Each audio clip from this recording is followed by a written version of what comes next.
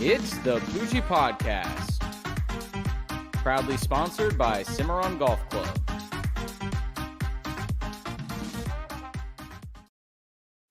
What is going on, Pooch Crew? Thank you for being here for episode 112 of the Poojie Podcast. If you're listening on YouTube, please be sure to subscribe, like this channel, share the video, comment your thoughts, opinions, questions, things like that. If you're watching live, thank you for being here as well. Would love to hear your thoughts on all the topics we cover today. If you're listening on the go, thank you for listening on the go. Great gym workout, listening, car ride to work, wherever you're going.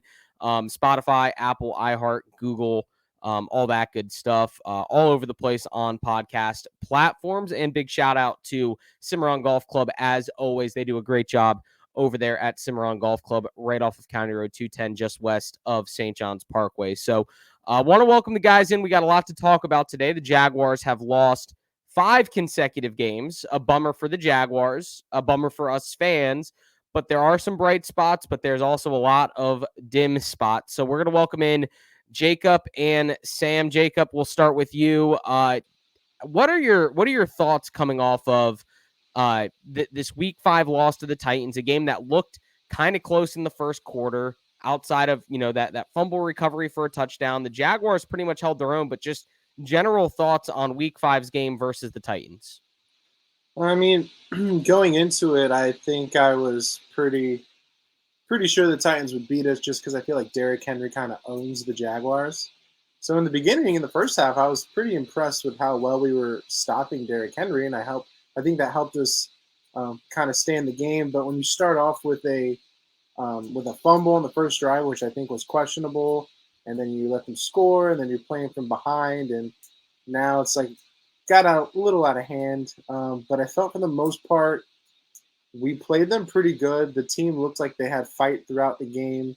I think some turnovers killed us, maybe some penalties here and there. I just think we need to utilize James Robinson and take a little bit off of Trevor, and I think that showed. James Robinson, had his highest rushing total this game. He looks like he's a little bit quicker, just still not close enough to full on take one to the house, but I'm still excited to see how this progresses, because I think with James Robinson and Trevor Lawrence, the offense should progress, and we just need the defense to kind of follow suit. Yeah, no, spot on. It looked like there was a lot of good progress made, and for a team that was projected to be 0-5 at this point, I think us being 0-5 is not a surprise, and I'm not all that concerned about the record, because it's not like we're going to be vying for a playoff spot or a division title anyway. So the progress on the field, the growth on the field is what I want to see. Sam, let's swing it over to you. Want your thoughts on the game from this past Sunday versus the Titans, that 37-19 loss, which the score looks a lot worse than the game, I think, but just your thoughts on the game. I mean, the score is what it is at the end of the game, Still letting the team put up over 20 points consistently for the past it's definitely a streak going. I can't remember how many games it is, but there's a crazy stat out there with the number of games that the Jags have allowed 20 points or more. So until our defense can, straighten up, and I like what Jacob said about us being able to stop Derrick Henry. I like to see that, but then, to just let him kind of take the game over just shows that, that we really didn't have him. He's still in Jacksonville, and that's frustrating. Some questionable usage, of our players, our star players particularly. James Robinson in the second half, Laviska Shenault through the entire game. Still just kind of just doesn't, I don't know. I saw a tweet today. I was like, oh, this guy only got one catch today. And then they showed the Laviska run where he almost jukes the whole team out and bodies everybody except. And why do you think that is? DJ Chark goes down. You think, especially for fantasy owners, you think Laviska's usage would just shoot up. Why did he only get that first catch? He wasn't even targeted there. We're the A team, man. We got Agnew, Arnold, and Austin as our target hogs for this team now. 3 guys that weren't on the team, last year. One guy that just showed up, and then one guy who we picked up in preseason, and he's been one of our best receivers. So it makes no sense personally why you wouldn't want to develop, your own talent. But It is what it is. At least Dan Arnold looks good out there. Tavon Austin. I mean, shoot, they all look good. Agnew too. He was cornerback, and then he switched over to freaking wide receiver this year. So crazy, but is what it is. Just kind of unfortunate that we have another week where you just exit the game. Just embarrassed to be a Jags fan, but yeah, is what it is. That's all I got to say about that. So you mentioned Dan Arnold. Dan Arnold, leading receiver for the Jags on Sunday, 6 catches for 64 yards. James Robinson, 18 carries, 149 yards, and a touchdown. I really would have liked to see that 18 carries, 150 yards, and 2 touchdowns. But obviously that was not the case, as we opted to do what the Jags do at the goal line. And shades of Toby Gerhart are back in Jacksonville of not being able to punch the ball in. But when you look at the stats all around, just the team stats, 368 yards for the Titans, majority from Derrick Henry. He had 130 yards. So kind of, kept Tannehill in check. And honestly, outside of the 3 touchdowns for Derrick Henry, holding Derrick Henry to 130 yards as an 0-5 team, not going to say I'm happy with it, but I'd much prefer that than seeing him run us into, oblivion with 200 plus yards like he's done in the past. Granted, we're a team that's been good on run defense over the last 4 weeks. 130 yards is obviously a big number, but we're going up against the top 2 back in the league. And right now I'm not sure he's number 2. So it's interesting to see how the defense kind of responded. Tannehill, 197 yards on offense for us, 454 yards. Like, that's a lot of yards. That's the most yards I've seen us put up in a very long time. So I was pleased to see that. And then as far as first downs, Tennessee 23 first downs, Jacksonville 24. Time of possession 31-30 for Tennessee, 28-30 for Jacksonville. So when you look at the stats, if you look at it from a micro level, it looks like the Jags obviously hung tough. And you get down to the first and goal, you get down inside the 10-yard line. That's obviously where we are losing games. That and the turnovers. 2 turnovers. We have the worst turnover differential in the league, just behind the Kansas City Chiefs, ironically enough. And I think our only turnover is against Kyler Murray, where Andrew Wingard intercepted Kyler Murray, and the Cardinals are 5-0. So it's none of this makes sense. None of this adds up. I'm bummed to see the final score because, like I said, it looks a lot worse than I think it was. 2 missed field goals, actually, for the Jags. Could have kept it closer at halftime. Not scoring on the goal line, and the excuses are endless. But I think the number one thing to just note is the team is just not talented enough, and they continue to shoot themselves in the foot. Were there any other positives from you guys to take away from this game, or anything else that stood out? I mean, you mentioned Laviska Shenault. Do you think there's a reason for this lack of production or lack of targets or receptions from Laviska Shenault? Is that play calling? Is that route running? What is going on with Laviska Shenault? 2 things before I comment on that. I do think the Derrick Henry 130 yards is a little bit better when you look. It took him almost 30 carries to get to it. So we kept him to 4.5 yards per carry. That's not awful. And then in regards to turnovers from the defense, I really believe, and we'll get into it later, I think this is the week we finally see Shaquille Griffin gets hit. He's going to get his hands on a ball. He's almost had it twice now. I think he's going to intercept a ball or 2. I'm not going to say 2 for sure, but I think he's going to get it. Laviska, I think there's no reason that he has this many targets in a game where we don't have DJ Chark. I mean, I like how we're getting Agnew involved. I like how we're getting Tavon Austin involved because I think you need those guys, those quick, speedy guys to just get them in space and let them do work. We saw a great play from Tavon Austin. He's just open, get him a ball, makes the guy miss, gets an extra 10 yards. Great play. We need that.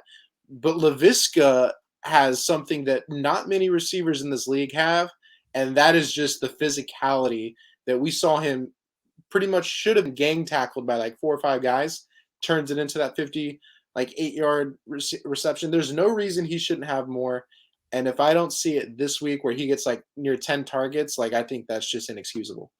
Yeah, he's sitting here. I'm looking at it now. 3 targets, 1 catch, 58 yards. So he was 5th on the team in targets, ahead of Dare Agubawale, Luke Farrell, Jacob Hollister, and James Robinson. Obviously, Hollister's 1 catch was a 1-yard touchdown, so we did punch it in from the 1-yard line there. But you had Dan Arnold at 8, Jamal Agnew at 7, Marvin Jones at 6, Tavon Austin at 5, and then Laviska Shenault at 3. And the four guys in front of Laviska Shenault, like Sam said, those are free agents that have come in this year or have been traded for. Like, that's not homegrown talent. Watching the NFL, okay, I get it. It's fine. But the reality is the Jaguars don't have a wide receiver that you look at and say, kind of like a Devontae Adams or a Stephon Diggs, and say, okay, that guy should be getting 15 targets a game, 12 targets a game, at least 6 or 7 catches. I think at the end of the day, Trevor Lawrence has to take what the defense is giving him and throw it to who's open, because realistically, there's going to be new receivers in here next year that he's going to be throwing to again. I think right now he's just learning the game. He's learning the NFL speed and the level. I want to see Laviska Shenault get involved more, but I think this is one of those things where they babied Laviska Shenault so much through his first season of just doing bubble screens and go deep that he has not developed the route running to create separation. Additionally, I think the defense recognizes Laviska Shenault as probably the major target at the receiving position. So he's always being looked at by the defense. And ultimately, when you combine those two things, lack of route running, and then obviously additional support on the back end from the defense, he's not always going to be open. But he proved on his one catch why he needs to be force-fed the ball. And that's ultimately what it comes down to. And something that people talk about Derrick Henry is he's so physical that he gets better over the season. He gets better over the game because he wears down a defense. I think Laviska can have a similar effect from the receiving position. He's not going to have the same full effect of Derrick Henry, but if you get Laviska the ball and allow him to just kind of hit those DBs or kind of give them a pounding from the receiving position, I think that can wear on a defense and in turn help us in a similar way Derrick Henry does. It's not going to be the same extent, but you got to get a physical player the ball.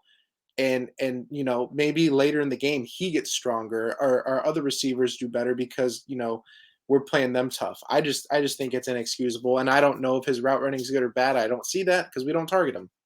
Now, would you say it's more inexcusable? And Sam, I want to ask you this: is it more inexcusable not feeding Laviska Shenault because he's a homegrown talent, he's a guy that was drafted here, or is it because of the potential that we as fans recognize he might have? What is our issue as fans as to why Laviska Shenault needs to be fed the ball more? Are we trying to, let's develop this guy we drafted, not even Urban Meyer drafted, but Trent Baalke was a part of the decision? Or is are we certain this is the best receiver on the team right now, anytime he steps on the field? Well, I mean, I wouldn't call him maybe the best receiver on the team. You got Marvin Jones, which is a proven veteran. He's done it for, almost 10 years now in the league. So I wouldn't say he's the best receiver, but I mean, it's the same with James Robinson early on in the season. Get the ball to your playmakers any way you can. Otherwise, I mean, you're going to have your rookie quarterback kind of doing everything. And I'm still of the opinion that, if people want to develop Trevor Lawrence, well, let's win him some games. I think that would develop him the most of anything right now, is to win a fucking game. So it's ridiculous that you only get Laviska one catch when this is the guy you threw like 5 screen passes to in the first game, like in the first quarter. So they know how to get him the ball. It's just like you said, there must be something holding him back. I mean, the fact that Jamal Agnew has catapulted himself into, a top 2 wide receiver on this team is it's kind of ridiculous when he was a nickel cornerback last year. So I get that he's got talent too, but I mean, they're using him as a downfield threat, like catching the ball. And to me, it seems like that he should be getting the ball maybe on a direct, or jet sweep or stuff like that, where he gets the ball in space. But you got this guy running routes and trying to catch in traffic. It's just kind of weird to me. Whereas Laviska is known to be able to catch in traffic and then get yards after the catch. So I'm not 100% sure what they're thinking, but I think it's not really a development thing. It's just get the ball in your players' hands in situations where they have, they can do their thing, whether it's James Robinson at the goal line, whether it's Laviska Shenault in space. Like, just get our guys the ball. I like that we're getting Dan Arnold involved. It seems like him and, Trevor Lawrence have a good connection, but it's kind of weird to me that the usage of our players, like I came back to at the beginning. But What's funny about this is, well, 2 things. The fact that Jamal Agnew and Tavon Austin are leading receivers on this team almost week in and week out. almost epitomizes the Jaguars right now. Like that, we are at the point where we have a nickel corner, kick return, punt return, free agent on the field catching balls. That just shows lack of talent. Tavon Austin came in 2 weeks into training camp, worked his way onto the roster, had great training camp. We were looking at him as maybe a fifth or sixth wide receiver, but realistically, his veteran experience at the receiver position, his reliability, whatever you want to call it, that has catapulted him into a top receiver on the team as well. And not many other teams are going to be dealing with that. I mean, if you look around the league, like these teams have receivers that are established receivers that aren't these just plug and play journeyman guy. Like you look down the street in Tampa, like Chris Godwin, Mike Evans, Antonio Brown, guys that have played the receiver position for 6+ years and are making an impact in Tampa. You look in Buffalo, you have Stephon Diggs, you have Gabriel Davis, who is another guy who's kind of upcoming in that system. You look at the Minnesota Vikings with Adam Thielen and Justin Jefferson. Like a lot of teams in the league have reliable receivers. Carolina, like the list goes on, where even if they're not top tier, top 10, top 15, you have guys on your roster that are probably top 30, top 40 receivers in this league. You look at the Jaguars wide receiver depth chart, I would say Marvin Jones cracks the top 45 as a wide receiver in this league, top 40 as a wide receiver in this league. Laviska Shenault, the same. We talked about it in training camp and preseason. We thought the receiver position was going to be a strong suit. It's turned out to be kind of a reliable strong suit with guys that we just were simply not expecting them to be. Yeah, I really think that DJ Chark had a good shot at being that guy for us this year. I think Laviska has a lot of potential, but I really think DJ Chark would have been the guy to, connect with Trevor Lawrence throughout the season and really, like Marvin Jones, like Sam said, he is a 10-year vet. He knows what he's doing. He's probably the best overall receiver, but I think DJ Chark might have developed and, broke out some more as the season went on. But I wouldn't necessarily take away all of Agnew's targets. I think the fact that he used to play defense, that he was signed as a kick returner, I think you need to throw all that out the window because I've seen him make some plays that are pretty damn good. Like that toe tapper against Cincy, I think he's kind of showing that he can do this, and his speed is something we probably need from that position. Instead of, thinking like, oh, we should have this guy doing this because this is what he was. I think just more of like, well, Laviska was, drafted as a receiver. He was showing you he can do these things.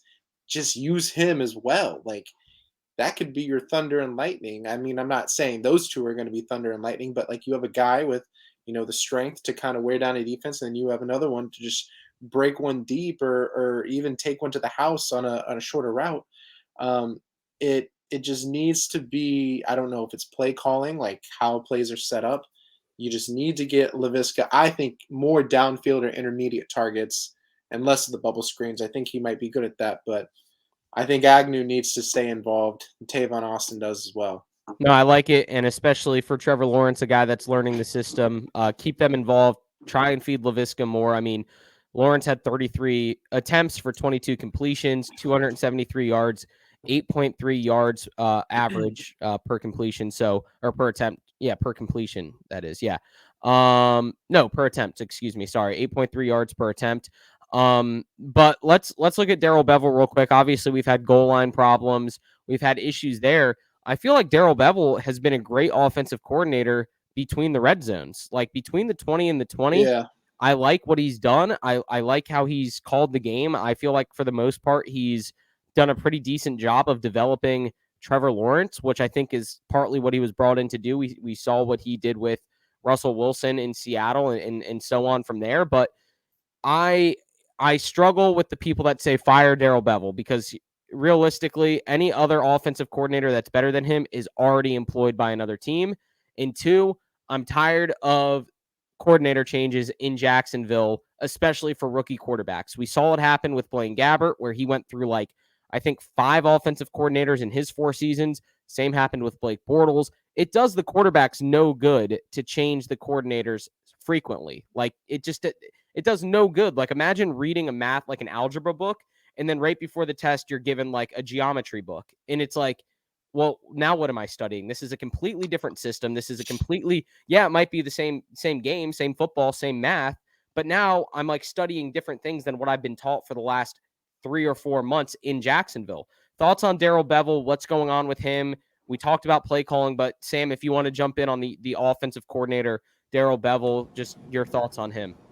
Yeah, I mean, I think our coordinators, I like both of them personally. I think that they're, experienced guys in the NFL, whereas, maybe our coordinators in the past have been kind of new. I don't know how you guys feel about that, but I remember, back in 2013 when we had Gus Bradley, we had that offensive coordinator that just never, coached in the NFL before. So Was it Jed Fish? Yeah. From Miami? I don't remember his name. Yeah.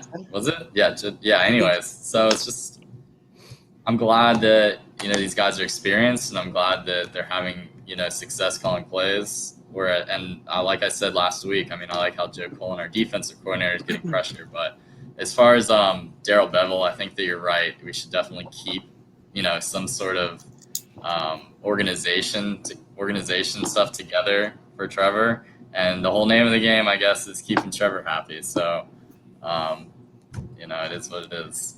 And Daryl Bevel came from Seattle. I mean, he coached at a couple spots, but he's historically known to eventually abandon the run. It's like kind of a negative trait of his.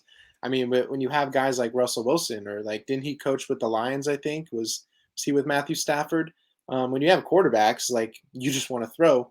I don't think James Robinson's usage is always a bad topic because of how little he carries the ball. I think it's more of those critical plays.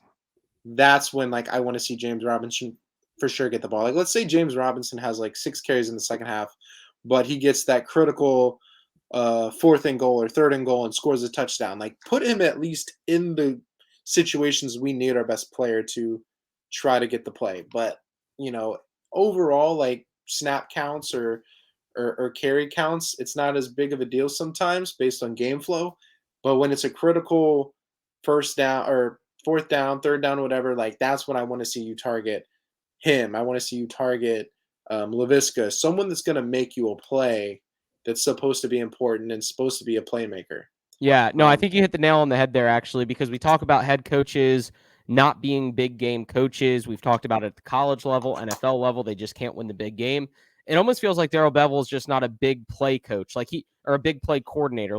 It comes down to those, critical moments, critical plays, like you mentioned, and he just shits the bed. He forgets how to call a game. He forgets what to do, and he's able to get the team down into a striking distance, and we can't convert. And to sit there and watch on Sunday at the goal line, Trevor Lawrence do a pitch, a swing pass, a swing run, a pitch run to Carlos Hyde.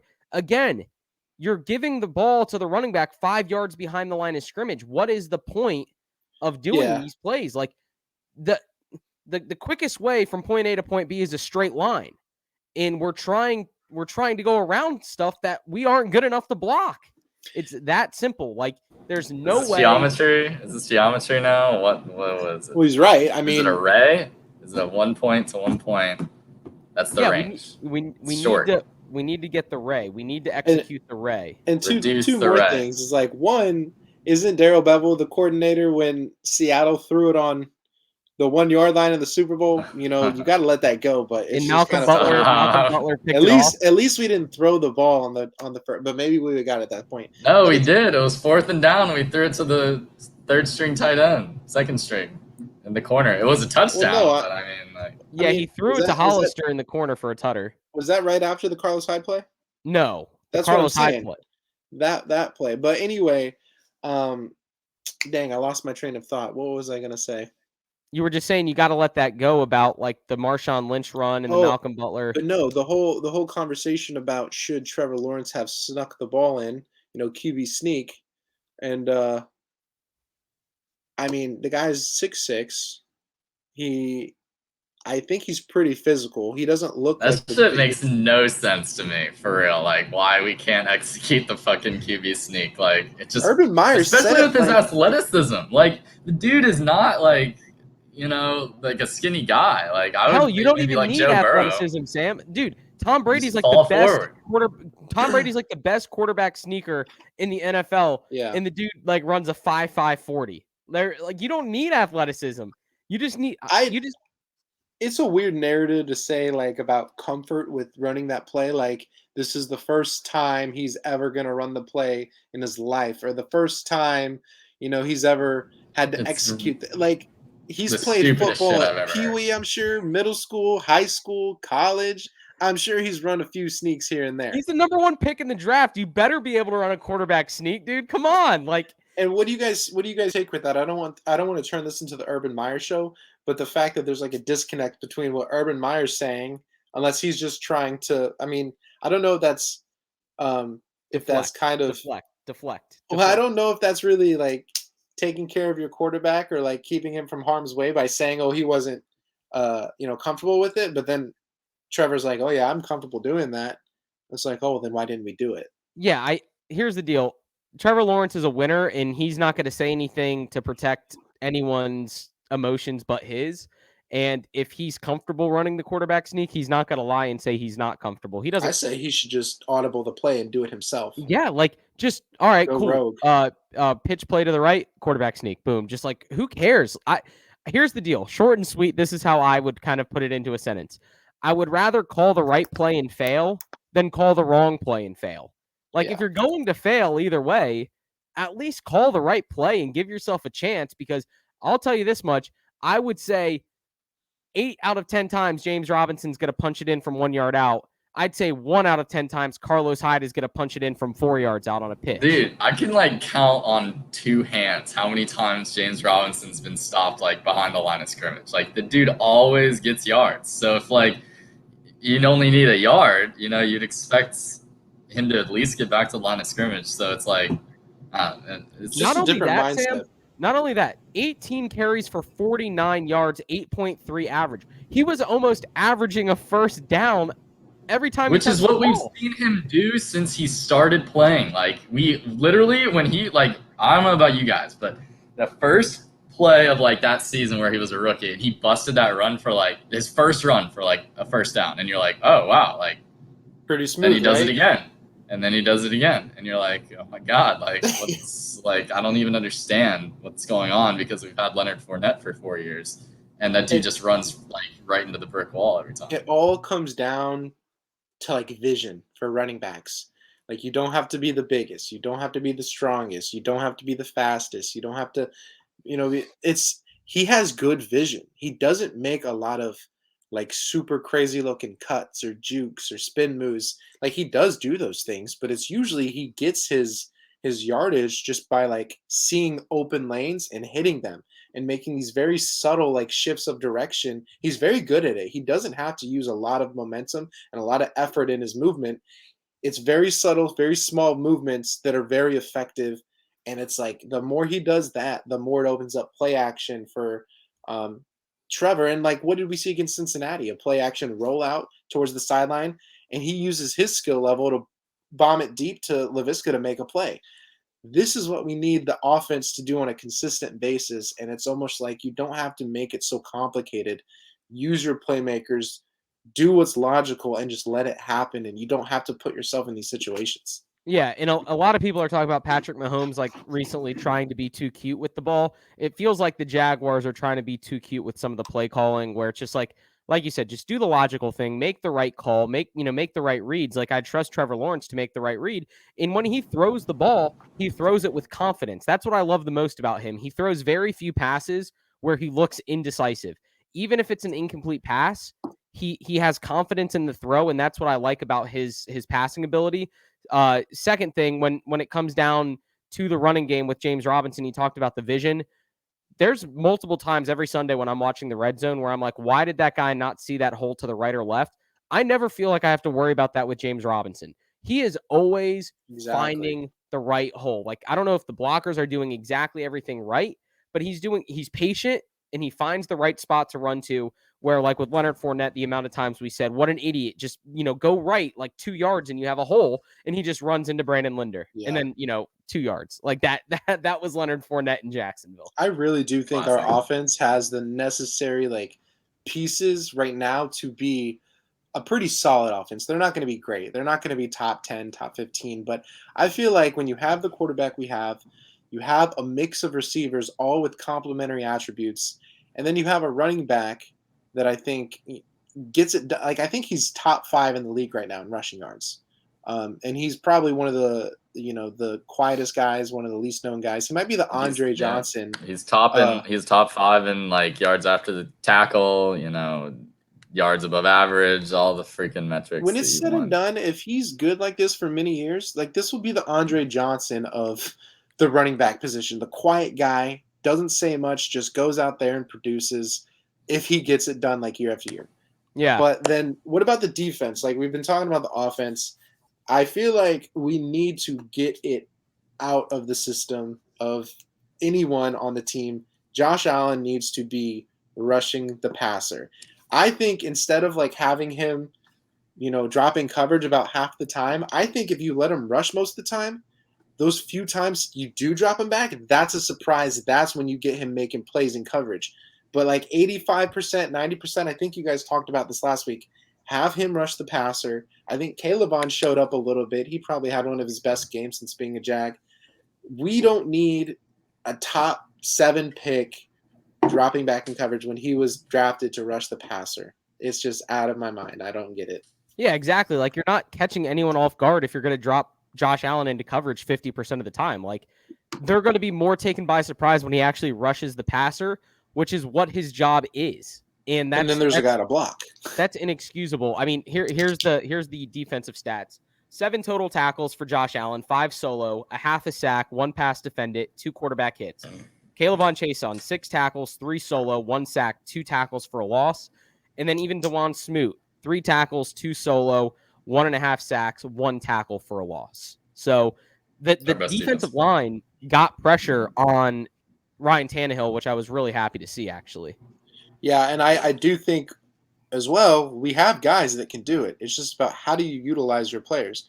I think Jahad Ward has shown that he plays hard, and he's been worth the investment for the most part. Josh Allen needs to be more involved rushing the passer. Caleb might actually develop if we allow Josh Allen to do that and have someone opposite him. I even really liked – I noticed this. I don't know if you saw this, Sam. Yeah, I saw it. I know what you're about to say already. What's the linebacker's name? Damian Wilson? Damian Wilson got burned in coverage the dirty well, style, ignore that. Which I get that he's good against the run, which is what we I saw him bust through the offensive line and hit Derrick Henry in the backfield for a pretty solid tackle, and I was like, wow. If that was Joe Schobert, that wouldn't have happened. But on the reverse, Joe Schobert was better in coverage. But I really like seeing. Was Joe Schobert any better in coverage? Like probably not. He was supposed to be. He looked like he was supposed to be, but he ended up not. What do we think of? Like, is Andre Sisco? Is he gonna get more playing time? Is he gonna play? Dude, I was watching like a montage of like Derrick Henry like going forward, and then Andrew Wingard just kind of like diving like out of the way, like fuck no, like would dive. Dude. And it was just like, what the fuck is this? Like, yeah, literally, it was like decision. It was funny because it's a montage, so every play is just him, just like just diving, yeah, just tackle, hit him with your hand, or like just going low, and then Derrick Henry just like stiff arms him like into the floor, and it's just like, I wish Sisco was playing so fucking bad. He would just provide that like, that immediate boost. Like he makes a big play, the defense wants to now like stop, the other team from scoring. So it's just like, it's annoying, but I don't know. Yeah. Anyways, we're being so negative, but there's not a lot of positives, but our cornerbacks fucking suck too. I think there's a lot of positives. I think you just have to address the negatives because they happened. To me, the positives are, I don't think the team is necessarily devoid of talent. I think that talent just is like, so for instance, Andre Sisco, I think there's the talent. I don't know if he's not playing because, they're still bringing him along from an ACL tear. Do they really think Andrew Wingard is really playing that well? Like Wingard has done enough that I don't think he's been downright awful like we have in the past, but he's still making some missed plays, I'd say. I think Rayshon's been fine, but if we could get, Andre Sisco involved, I don't know what that'll be. Missing our number 2 corner is kind of big, even though Tyson Campbell is a rookie and he was hurt. Is he coming back? I have not paid attention to that at all. Was he? Did he not play? I'm No, he pretty didn't sure play. he was out, which is Yeah, why yeah. Clay Brooks was in most of the time. I think Shaquille, I think this is the week he finally gets his hands on a ball. And I think that, hopefully turns the corner for the defense, pumps them up. I'm not afraid of the Miami Dolphins and their offense. I think Tua is supposed to come back this week. They're trying to get him back at least. He came off the IR or whatever he was on. I think it was Yeah, the he IR. practiced today. Wednesday. I mean, honestly, luckily, London fans, people in England are just happy to watch American football because if I was like over there, I'd be like, you send us the Falcons, Jets, and then the Jags, Dolphins. Like, what Dude, are that stadium was packed as fuck for the Falcons Jets. Did you guys realize that? Like, No, not I a did not. seat was free. Like, Yeah, every they just love it, dude. They love it. They all love it. sorts of jerseys, like just every color jersey. Like, it was awesome. if I was Great Britain, I would declare war on America for doing that, and then the U.S. should be in a state of emergency for sending those 4 teams to London. Like, that's just inexcusable. And I'm sure the NFL is just hoping those 4 teams decide to stay over there so they can add 4 new teams here in America. But like, it's ridiculous the matchups they get over there. What I will say is I'm tired of teams catching the ball 7 yards downfield with no coverage. And just being able to pick up 3rd and 6 like it's 3rd and 1. Like it honestly feels like there's no 3rd down that's insurmountable for any opposing team, because the coverage is so soft. And I mean, you see Chris Claybrooks out there. To me, that's like watching Tavon Austin out there. Like, that just shows you where we're at right now as far as depth in what's on the roster. Like, they're on the roster. They're capable of making plays. But Chris Claybrooks, again, like Jamal Agnew, on the team to be a returner. Like, we drafted Claybrooks in the 7th round to be a return specialist, and we've put him in a position to have to play the number 2 corner on this team. And that's just the reality of it. So Again, like, yeah, I don't know if Urban's strategy right now is, okay, play everyone and let's just see what talent comes to the top. That way this offseason we can kind of then reset and shuffle through what's good, what's bad, who to get, like whatever. I feel like that is the case. I feel like year 1 you evaluate the talent you currently have. So I'm not totally out on the process. Obviously, I wish we had better talent going back to the 2017 season. That was a lot of fun when we had really good players on defense. But realistically, I've seen what I've expected to see from this team, and I'm happy I haven't seen anything worse per se. I would say, but you talked about Shaquille Griffin dropping an interception that would have been returned for a touchdown. A 4th and goal, 4 attempts from within the 5-yard line. You can't punch it in. There's 14 points. 2 missed field goals. That's 20 points. Like, we left 20 points on the board in this game. And as an 0-5 team, as the Jacksonville Jaguars, very few teams can leave 20 points on the field and still win a football game. It's nearly impossible. Like, that's a shit ton of points, especially when you have 2 turnovers to go along with that.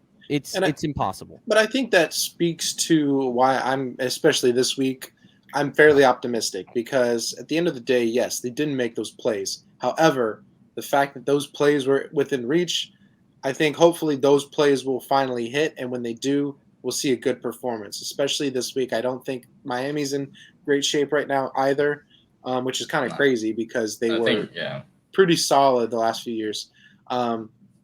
But, if Shaquille gets his hands on a ball, if we get a 1st down or a touchdown with James Robinson, like those plays hit, then the game's closer. Then we're seeing a competitive team. So, like, when you look at the score, you're like, wow, the Jags kind of suck. They didn't really put up a fight. Well, that's not – if you watch the game, that's not necessarily the case. They just didn't finish on some of those plays and some of those drives. This week, I'm looking at a team – I would say our rush defense is very solid. People look at the per game – it's not as good as when you look at the per carry. Yes, Derrick Henry, 130 yards, took him almost 30 carries. He still had a good game, but we didn't let him go wild like we've had in the past. We're top 6 in the league right now in terms of yards per carry that we're allowing. Miami, I think I saw on ESPN, was averaging 70 rushing yards per game. So this is a game, run the ball, stop the run. That's the success, in my eyes, that we win this game. Run the ball with James Robinson. There's not a real threat, I think, from Miami's backfield, and hopefully the pass defense kind of plays better because of that. I think this is a very winnable game. I think we just need to make sure that we continue the each week success of improving on offense and really getting this thing going, because we've said it a few weeks in a row. This is the week I think we should finally get our first win. I feel it's not very often that one team's strength is matched up against another team's weakness, and I feel like that's this week. Is like you mentioned, we have a strong run defense. Their run game kind of lacking. Their offense, I think, is kind of in poor form right now as it is, and who knows who's going to be playing quarterback. Tua is coming back injured. What's going to happen? Who knows? I'm happy to see the Jaguars get after Ryan Tannehill last week. That gives me hope going into this week that we can get after the quarterback this week. So I feel like that's kind of a positive coming out of last week. Sam, your thoughts on the Dolphins game? Let's get into some predictions. Jacob just guaranteed us a win right here on the Poojie podcast. But all right, Sam, I want to get 40. into I got it. So they have our run game is the strong point on our team. So we're gonna throw it 45 times against Byron Jones and Xavier Howard. Trevor's gonna have 2 picks. Probably 3. I'm going to go with 2, be conservative on this one. But, I mean, it's just going to be stupid. We're not going to do what we're supposed to do. And then Trevor's going to regress. It's going to make me sad. See how negative you are when you freaking lose? Like, we need to win the damn game. All our players, you can't develop fucking talent when you lose every single week. Like, I'm sorry. Yeah. So let's win the game and, like, give the good players the ball. Like James Robinson. Or like Laviska Shenault. Yeah, it's like, what's that feeling like when you're losing a game that you're supposed to win? Like that's what I've totally forgotten about. Like Monday Night Football, Ravens versus Colts. I'm sitting there with Matt, my roommate, big Ravens fan, and with how stressed out he was getting and angry he was getting during the first 3 quarters, I'm like, man, I haven't felt this way in a long time, because when we've played like this, it's just been, that's the form. Like that's the standard for us. Like we just lose games and that's that. I don't really let it get me upset anymore, because it's like, what's the point at this point? Yeah, you're right. Now I would be upset if we came out and laid an egg and just looked like shit against the Dolphins. I do expect us to win this game though. Sam, let's start off with your prediction as far as score prediction versus the Dolphins. All right, insanity is doing the same thing over and over again and expecting different results, and we've been continuing to project the Jags to win. Well, last week you said 28-26 Titans. Okay, so 20 weeks. Whoever on this fucking podcast has said the Jags are going to win has been wrong. So the fact that anyone on this anymore can say that we're going to win is definition insane. So the Jags will lose. Call me crazy, guaranteed, baby. And they will lose by 20 points because we haven't 20 points. No. Well, they haven't been able to hold a team to under 20 points. And I want to say, like, 20 points. I think it's been like 12 weeks or some ridiculous number. It's longer than that. I know we had a long streak of 30, and that was bad. No, it's still a streak because, we just got blown out by the Titans. So I'm going to go with Jacoby Brissett. It's going to be like 27, like 23. It's just so upsetting. So you're saying Brisket is going to be like the quarterback? Brisket is going to look like freaking Tua. Carson Wentz back in 2017. He's going to look like sharp. They're going to show up so excited to play like our hapless defense where Chris Claybrooks is letting up 93%. Coming off a game against the Buccaneers. Coming off a game against the Buccaneers, now they get the Jags. Tom Brady. Yeah. So I did some very heavy research. I basically looked up the game preview on ESPN. And here's what I'm looking at. Nice. I'm looking at 2 defenses that allowed 438 yards from the Dolphins per game, 417 from the Jags. Neither defense is good. And by yards, the Dolphins' defense has been worse. Now, here's the difference. We averaged 358 yards per game, with 129 actually being on the ground. They averaged 285, only for 70 yards per game rushing. I really do think this is the game that we put it together because we've played teams that have good offenses or have good defenses. I mean, I wouldn't say that Tennessee had either, but they had Derrick Henry. I really think that we learned from last week, James Robinson needs the ball, and when we give him the ball, good things happen. I think Trevor Lawrence is continuously progressing, making smarter decisions, using his legs. I think Laviska should get the ball more. If he doesn't, that's just out of my mind. But I'm not afraid of this offense. I'm not afraid of this defense. What I am afraid of is whether we make field goals or not. So I'm actually going to predict the Jags do win this game. Call me crazy, Sam. They win at 23-20. I think we do let up a couple touchdowns, some field goals from the Dolphins. But I say we win this game because I truly think, at least how they're playing, we're the better team. So not only we win by kicking a field goal. No. I actually say we have a field goal in the game. The reason it's 23 is because we miss an extra point at some point. So it's not 24. So I did take that into account. First team in like NFL history to not make one field goal worth 3 points. I was writing down, and you know what? So maybe I should change this to like 27 or something, because my prediction means we would also make our first field goal of the season, which I'm actually going to say that as well. So it's 23 because we miss an extra point, but we do get a field goal, and we let up 20 points, but we eke out a win, and it looks good. Robinson with a touchdown, Trevor with 2, maybe one's rushing the ball. Who knows? I think we win this week. All right, Jacob, 23-20 Jags. Sam, I'm going to go with exactly your score, 27-23, but in favor of the Jaguars. I think 4 touchdowns, 2 from Trevor Lawrence, 2 from J-Rob, and we have a missed extra point, 27-23 Jaguars. Hey, you know what? We'll all be watching this together somewhere in Cincinnati at 9:30 a.m. Buy low on the Jags. Buy low. Let's go. Buy low. Sam's selling low. We'll all be having a lot of fun watching this game. I know we'll have, 5 Dolphin fans, 5 Jags fans all watching. That's going to be fun. That'll be the nice part, waking up early and watching the Jags game. I love those London games just because I like personally waking up right as you wake up, that Jags game's getting started. I like it. No, I like it too. I think it's fucking hate it. And it's awesome, and it gives me time to decompress right around like 12:30 to then get into NFL Red Zone and just start to relax and have a good Sunday before the Sunday scaries set in, right when you hear that 60 minutes clock in the fourth quarter of the 4 o'clock games. So I'm looking forward to this game. Something we have not mentioned, Brandon Linder injury in this past week. Tyler Shatley will be taking over center, which luckily he has a lot of experience. I feel like he's like the longest tenured Jaguar besides Dwayne Smoot right now. But Tyler Shatley's been around for I feel like 7 or 8 years. He's just a guy that continues. I don't know if he just doesn't say anything and they forget he's on the team, so they just never cut him, or if he's good enough he's actually on the team. But he's still on the team through 3 different regimes. He somehow made it through the end of Gus Bradley, then all of Doug Marrone, and now he's with Urban Meyer. So he must be doing something right. But that's all I got for the evening. Anything else from you guys? Yeah, I want to clarify that 20-point streak. It's actually 22 games that we have let 20 points or more over, dating back to 2019 against the Raiders and John Gruden's bitch ass. So, I mean, should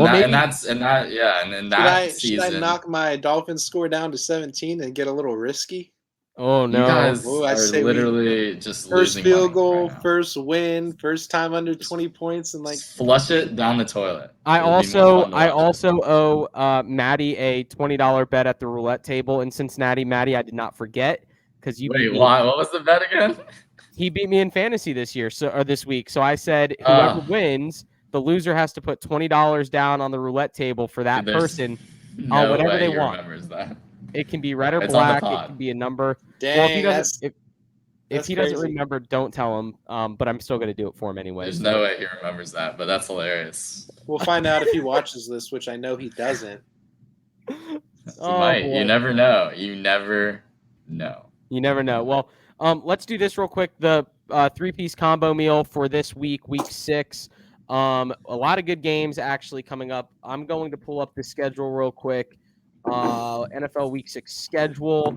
Let's go to NFL Week 6. Here we go. So obviously we have the Jags London game, but let's get a 1 o'clock, 4 o'clock, and 8 o'clock game in here. So for the 1 o'clock games, we have Packers at Bears, Bengals at Lions. Well, wait a Texans. second. Wait a What's second. up? This is a Jags podcast right now. It's a 9 o'clock game. Why don't we just this could be a close game. Why don't we just stick the Jags Dolphins in as the 1 o'clock game? Okay. Yeah, Justin said there's a lot of good games to pick from. That's a wild because like the Jags could come out of nowhere, the Dolphins could come out of nowhere. There could be turnovers aplenty. This could be a fun game to have on the 3-piece combo. I'll do it, Sam. I was thinking Vikings, Panthers, or Chargers, Ravens. But we'll go Jags, Dolphins. We'll do it for the fans. We'll do it for the Pooj crew out there. 4 o'clock games. We have 3 4 o'clock games. Cardinals at Browns, Raiders at Broncos, Cowboys at Patriots. What do we like? I think the easiest one's that first one. Yeah, absolutely. Sure. The easiest game to win, or the easiest one to pick. I think that's a good one. Cardinals. Okay, I like it too. Browns, yeah. Undefeated team versus the Browns, who are probably a playoff team, definitely. And then the last game is going to be Seattle at Pittsburgh. So if you want to join in on the contest, just go to the Poojie Podcast Instagram, screenshot the post, fill it out with your little drawing app on your phone, submit it, post it to your story, tag us in it, you're automatically submitted. If you win, you have to pick the game winner, the over-under for the game, and the total turnovers in the game. And whoever gets the most out of those 9 correct for the whole Sunday wins a free piece of Poojie Podcast merchandise, either a hat or a shirt.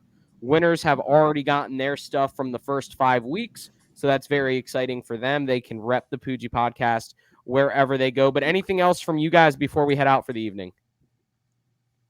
Yeah, I better see you guys select the Jags on that 3-piece combo. Dude, I was literally going to say the same thing. I'm like, I see Sam pick the Jags. I'm going to say I'm not an idiot. Sam's going to pick the Jags. I'm not insane like you guys. Then you're going to pick Miami. All right, fellas. Well, I appreciate you doing this. Those out there listening, again, go follow us on social media. Go follow us on your preferred podcast streaming platform. And most importantly, as always, go make this world a better place. Until next time. How can I be the man when you're the man? How can I be the man when you're the man? How can I be the man when you're the man?